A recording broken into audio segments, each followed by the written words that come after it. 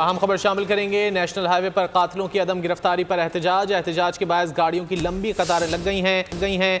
2 माह कबल गुलशन हदीद सुमारगोट में नामालूम मुल्जिमान ने फायरिंग करके 2 अफराद को कत्ल किया था। तफसीलात जान लेते हैं बोल न्यूज़ के नुमाइंदे खुर्रम गुलजार से। खुर्रम, क्या कहना है मुजाहिरीन का?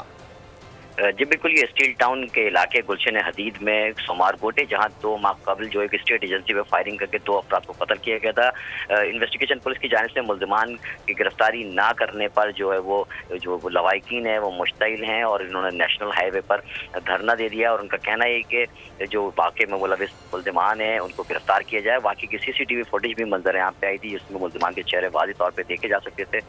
ताहम मुल्जिमान की अदम गिरफ्तारी पर लवाहिकीन ने इस वक्त नेशनल हाईवे ब्लॉक कर दिया, जिसके बाद जो है वो यहाँ की ट्रैफिक की रवानी भी मुतासर हुई है। इलाका पुलिस के साथ साथ ट्रैफिक पुलिस भी मौके पर पहुंची है और मुजाहिरीन को रास्ते खोलने के लिए पुलिस की जानिब से मुज़ाकरात किए जा रहे हैं। ताहम उनका कहना ये है कि जब तक मुल्जिमान की गिरफ्तारी नहीं की जाती वो इस रास्ते को नहीं खोलेंगे। मुजाहिरीन का कहना है कि मुल्जिमान की गिरफ्तारी तक एहतजाज जारी रखा जाएगा। बहुत शुक्रिया खुर्रम, आपने अपडेट किया।